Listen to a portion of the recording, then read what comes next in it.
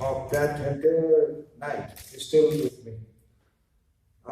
Very proudly, not my long-term memory may be very sharp. Sometimes we forget what happened to yesterday. As you age, that's what happens. It's not just long-term memory. It's a feeling of gratitude for the kind of people who were involved there, what each was doing.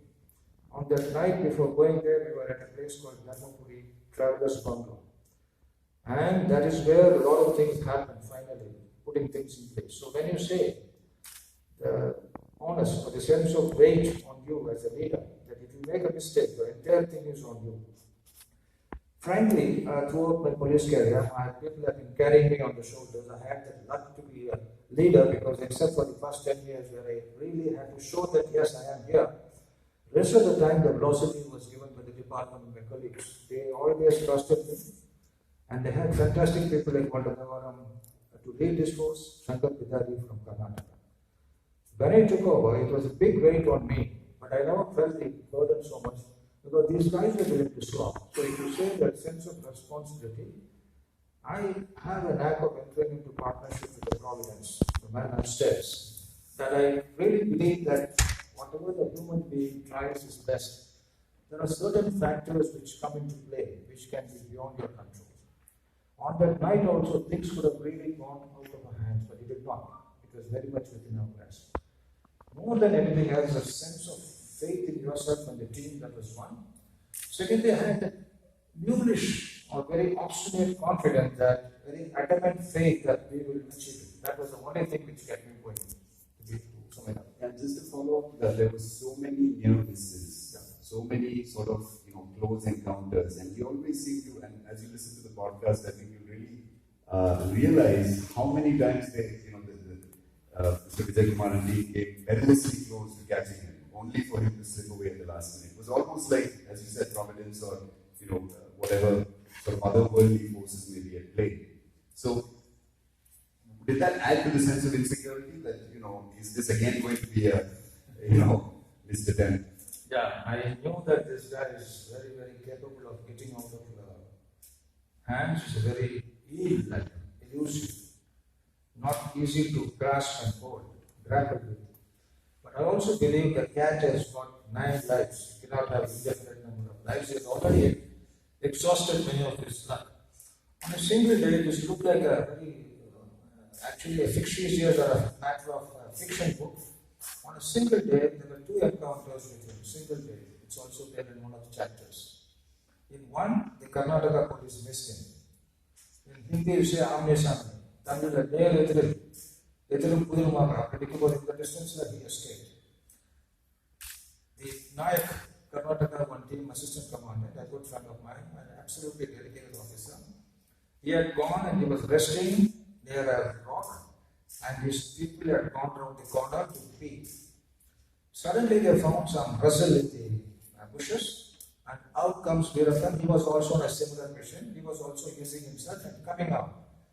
This Nayak himself saw him and he lifted his gun and he was about to shoot. That man was about to lift his gun. For some reason, I don't know what happened that day. It's these are all things incredible. You will think normally, how can it happen? It's like in a X film or those movies with very funny things happen which are not easy to believe. They miss each other, and when he tries to squeeze the gun, that fellow has already jumped away from the rock and disappeared. Along with him, 3-4 fellows. They did not fire a single shot on that day, and in spite of this close encounter. Same evening, that's a border village within Karnataka. Our officers get a news that he has ordered pancake, that is dosha. Yes, Veerappan has asked a particular house to prepare dosha and is going to come there. So our people went, Mr. Hussain, who is a ADSP retired, or SP retired, is here in Raipeta. Fantastic chap, excellent hunter, cook, gunsmith, and a multitasking kind of guy. He comes out of beautiful jungle cuisines. He bakes, he cooks, he does everything with nothing. What is available locally, he can live off the land, that kind of chap. He leads the team, and they come and lie 800 meters away from that particular house, 100-200 meters away from the house. And they see some There is no electricity there, some great light there, and they think this is the time, and they start approaching. When they start approaching, suddenly there is a gunshot. When they get a gunshot, they are a little shocked. They get up and start running to that house. What has happened is, this gunshot was not from Veerappan, not from STF. There is a farmer who is every day bothered by the wild boar. Wild boar come and, wild boar are the vermin. They come and destroy, they're very, very destructive. Like peacocks are also very destructive. Wild boar are destructive. Porcupine is very destructive. Elephants are destructive in different sense. But the wild boars are one of the most destructive. They plow into the land and eat away all this beetroot, the root of the potato root, any root and eat away. So this fellow was troubled by that, and he was waiting every day to kill as many boars. Not one boar, they come in 10, 15 of them. So when he found it, he opened the gun. And that house was very close to his dosa point. Now when that fellow opened the gun, the man eating the dosa here, Veerappan and Padi, they got alerted and they ran away. So by the time our people approached, they had disappeared. So there was a gap. So on the same day, there were two misses. So you are absolutely correct. My take was that since you have been missed so long and so many times, I will be in a bit of luck. That was my hope and faith. And it turned out pretty well. Turned out And not tell, Rambo Gopalakrishnan also was the leader of the jungle force involved in this incident. True. I'll just make two. Yeah. No, just two observations. This was a tipping point, a turning point, a grave mistake done by Veerappan, I would say. Supposing he has continued as a poacher or a hunter, he would have had a longer tenure maybe. This incident in which 22 people were blasted and killed, 15 were, I think, civilians. 15, if I remember, were civilians. 15 or 14. Because this man who was leading the operation is called Rambo. He was actually a phenomenal chap. His muscles were, you are also very fit, but his muscles are like this, biceps are this, and thighs are like this, and he would walk like that. And he was the biggest muscle man of Tamilnadu police, you can say, Rambo Gopalakrishnan. Some of you might have seen him. He's no more. He passed away in 2016. He had how many 10 surgeries after this blast. He survived. He was standing at the bus number 1 with this bulging biceps like that. And Veerappan was trying to see through binocular or whatever. He was waiting for him. He thought he would come in his jeep. But the jeep broke down. So they borrowed the bus from Karnataka. They gave him 2 buses. Bus 1, bus 2. When they arrived, there were 10 pits with 14 feet distance. And in each pit more than 10 kg, 15 kg of ammonium nitrate, gelatin, diesel and various things mixed. There was a 12-volt battery connecting, and there was one fellow called Simon. What is interesting is, on a Good Friday, this not so good Christian, he had a cross, but he was not too religious, I feel. That's what I've written in the book. He was blasted it, and Gopal survived. This Kuranda Payan also died. Who is Kuranda Payan? Gopalakrishnan survived, but Kuranda Payan is the brother of Setupuli Govindan, who is the most trusted man of Veerappan and who was there on the last day of the encounter. He was actually more powerful and more intelligent and smarter than Veerappan. Sometimes the managers and PAs were better than the bosses. The number 2 is better than number 1. He was that good. So Govindan's elder brother is Kuranda Payan, who was a colleague of Veerappan, and they were all playmates together, and in shooting, poaching they were together, and a very dear friend. He left the team and joined the police side as Gopalakrishnan, Rambo's informant. So Kuranda Payan's wife was warned by Govindan, that is, the younger brother sending word to the elder brother's wife, tell your husband not to come into the forest. Why? Because Veerappan put a poster abusing Rambo in filthy Tamil, saying that you are not born to a mother and you come and let us have one-to-one and all this. Rambo should not have taken the bait, but poor fellow Rambo being Rambo, he said, I am coming. He almost announced his coming and he went in 2 buses. You can't do the jungle tactics in this open brazen, it's not an open war. He went, he was such a bold fellow. He is also from Arasu Padayachi, a sub-martial community, just like Veerappan himself. He went there. Now what happened to this lady? She tried to convey to the the husband. But the husband only told Rambo Gopalakrishnan, "Sir, is it necessary to go? Things are not good." That's all he said. He didn't want to say anything more. He didn't want to make him angry. He didn't say that. No, he said, "No, we are going." Next day, this was 3 days before. Next day again, this lady, that is his Prandapayan's wife, is found near the cart. Again, another small boy comes and warns. Message from inside. Better watch out. Tell your husband to stick to the home. But Prandapayan, being a very loyal and simple man, old virtues, he did not know how to convey this effectively to Rambo. Again, he tried. Yeah, some other time, something else. That is, let us do it some other time. But Rambo just went like a Rambo. That incident made Karnataka Chief Minister to visit the injured. Tamilnadu Chief Minister also visited Jayalalitha, visited Gopalakrishnan at Sarda Hospital or some hospital. And the decision was made to form a very strong STF. Right? So that was the turning point. Just like LTT, killing of Rajiv Gandhi was one turning point against LTT internationally. And several other incidents also. This was a turning point, I would say. So this is an important incident, apart from the huge human loss and how the whole incident happened. This was a turning point in his life. Yeah, fascinating. Speaking of human loss, one is of course loss inflicted by the enemy. The other is loss inflicted unintentionally and against all sort of expectations. And I think there's one very poignant moment in the book and the podcast where Vijay Kumar, his life is taken by a fellow police officer. And as a reader, I think some of you have read the book.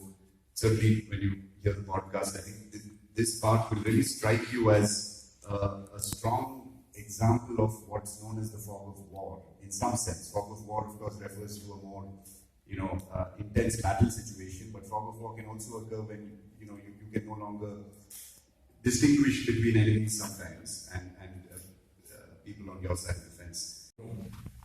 They get into a special kind of bonding with the teammates because they are in extreme danger. They are cutting all the tactical corners all the time. And thick friendships are born in the face of teeth of danger or death. Now, in such a situation, what has happened here, I have seen it in Kashmir also in several places.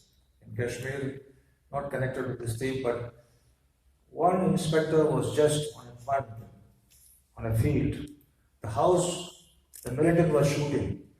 That inspector wanted to get a good angle and he lifted. When he was lifting his head, that is the precise time from the next one, his constable is also taking a shot. That shot, the angle is getting in here, and the inspector falls. You can imagine the kind of trauma that constable will have. Similar thing happened here. The eastern and western guards meet very rarely, and that is at one point the meet is called Moya River. It is just below Padi. And there is a small stream of a river which is, according to the monsoon and rains, the river will have more water. Even a small crocodile, this big crocodile I have seen, I used to float around there and I used to take bath at Mangalapati camp. Now in Moya, near Bhavanishwagar Dam, before this river reaches Bhavanishwagar Dam, there is a very slushy area. I don't think I have seen any kind of slush anywhere else. You go there, you will go this much deep into the slush. You can't walk. You have walked into the snow, but walking into slush is more difficult. There, kind of an island, a small patch of land, little elevated with a tree. This tree is there. There was a story or a news or information that Veerappan is moving from. So these are the hills. This is his native village. This is the Uti, and this is Moya Valley and Kerala this side. Imagine. So he is going to come down. It is going to cross into this Moya river. There is a beautiful village called Pengukra. It's an elephant corridor also. So that information was the reason why the team was sent there. And many people are not willing to go. There's Vijay Kumar, his friend, and 2 more people. And it's a very small team, very, very dangerous. 4 people are going and staying in that island because they are very sure this one was coming. And this island means a very slushy, dirty spot. And in the night, one day, he is having some problem of stomach. And the other sentry, he should have opened up the sentry, told him, and then gone. He makes a small mistake. He goes round the corner, he goes for his bathroom or something, and he's coming. He used to pan, he used to have this vetala, pan chewing habit. And he was all the time chewing. So when he came, the other fellow was sleeping, and suddenly he got up and he saw the chill out. By mistake, he asked him, so, but this guy did not properly reply. He took it easy. He said, something he said. By the time, out of panic or shock, he shot his own dearest friend. That was the biggest loss we had, because Vijay Kumar was a fabulous chap. In one incident, when about 2,000 people came mob to attack the police, he took out, not his gun, he took out a harwal, sickle, put a line, and told, if anybody got the guts cross this, then I will shoot them. Nobody crossed that. It happened in Nallur village, which is a Italian and Karnataka village. That was Vijay Kumar. He was a truck driver before he became a policeman. And he had only one memory when he died. He said, look after my sister. Because he was very passionate about looking after. He just look after my sister. And what happened to this boy who shot him? He became half mad. We tried to, not me, my teammates, earlier people, they tried to console him. They tried to tell him that this could have happened, it's not your fault.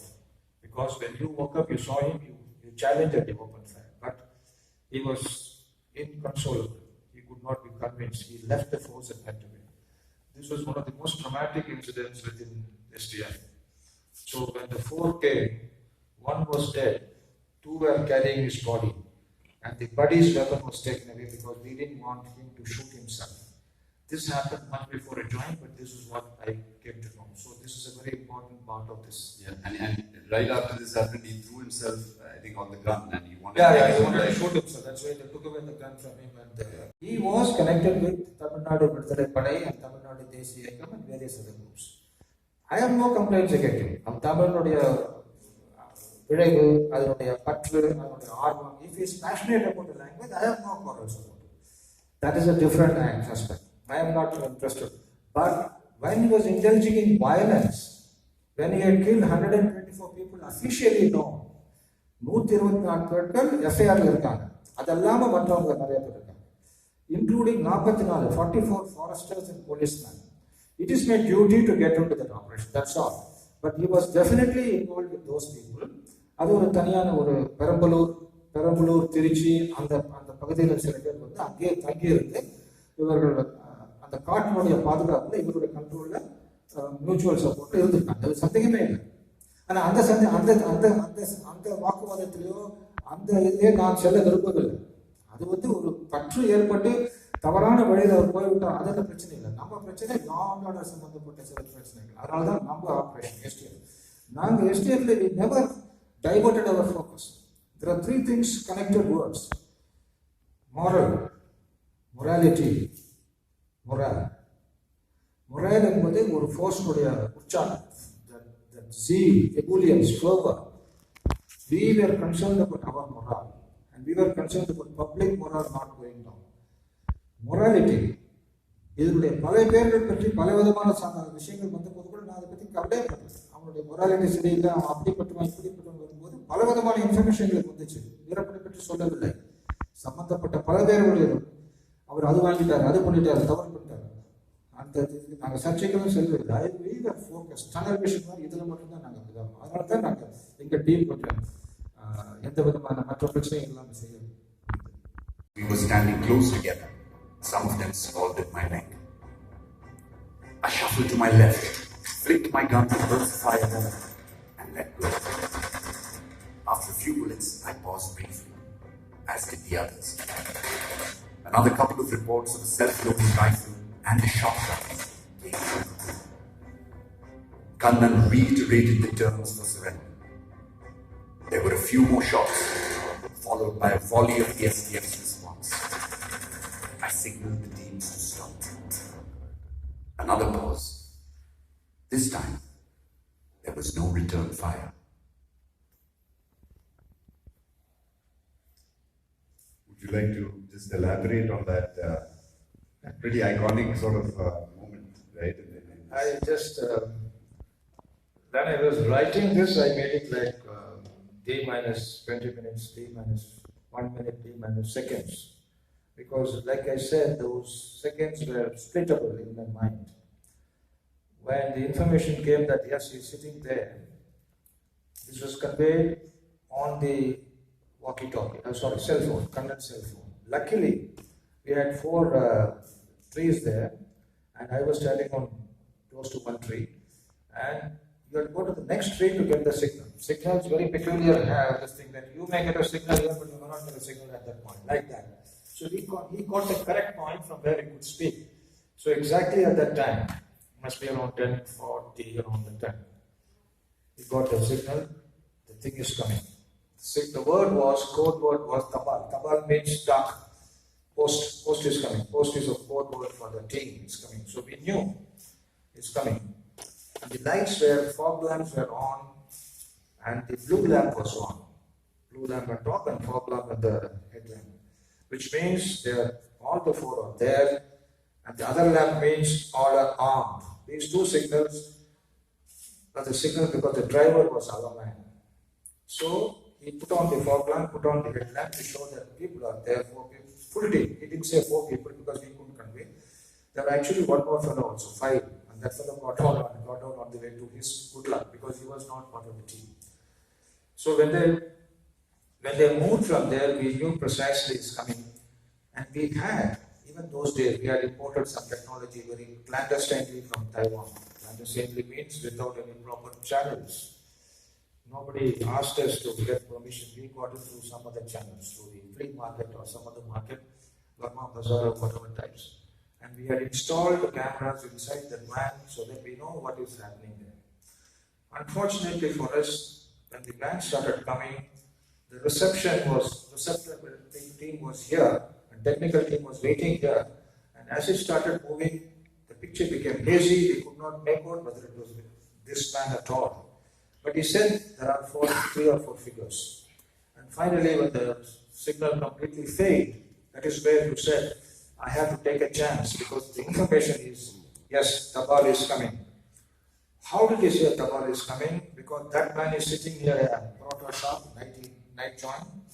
And the man inside, the commander, the driver is here, the commander is here, Sub-Inspector, Sub-Inspector puts his hand outside and does this. People in the passengers are not able to see this. That man who's watching them from eating that fellow, he notices, and on the basis of this signal, that man is calling us and telling Tabal is coming.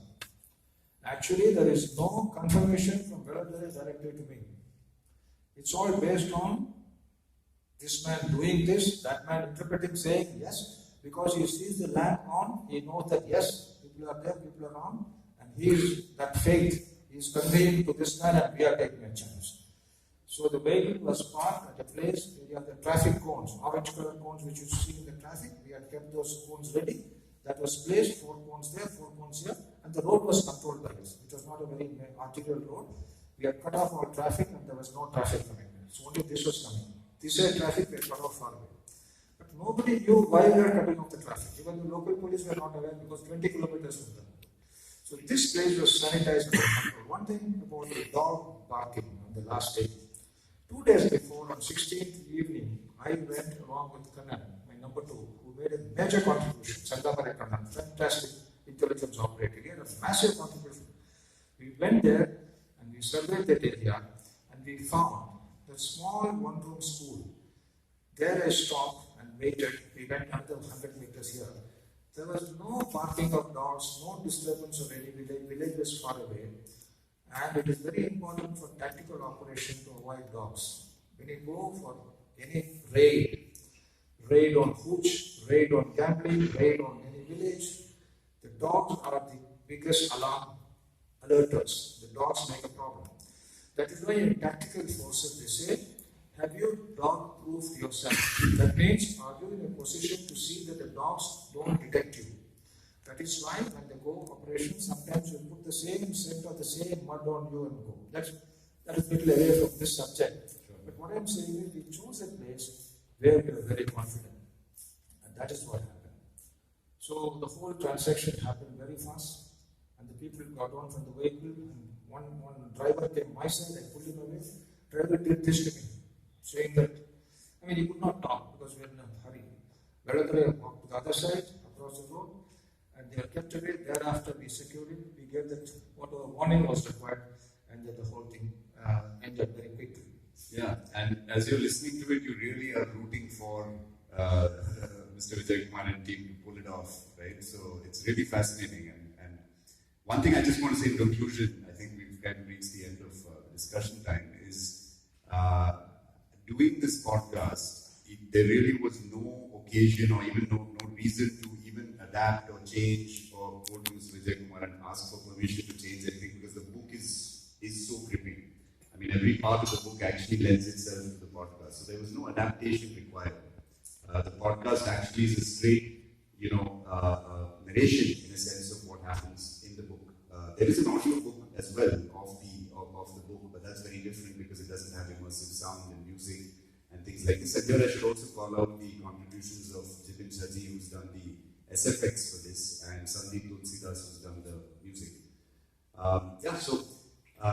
With For that this, said, I want to just acknowledge the role of Vikas Singh from Times of India. Kelly, he's a regional editor or whatever, senior editor.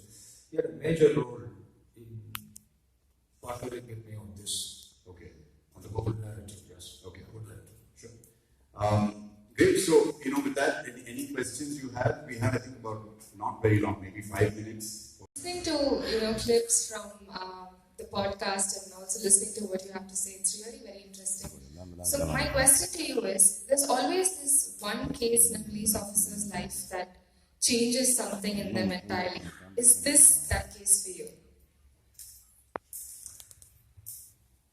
Yeah, I was, my whole police career has been a dreamlike project. But if you ask for that one single moment, I would say this one. Because the people tend to associate me with this, though I was the team leader, the whole credit did not be on my table. I should equally share the bouquet with everybody, which I tried to do. And that's why I began the thing saying I should not get self-delusional to imagine that I'm a big guy, I did it. No. Therefore, a little bit of humility, not over modesty. I would like to say that yes, this was a major moment in my police life.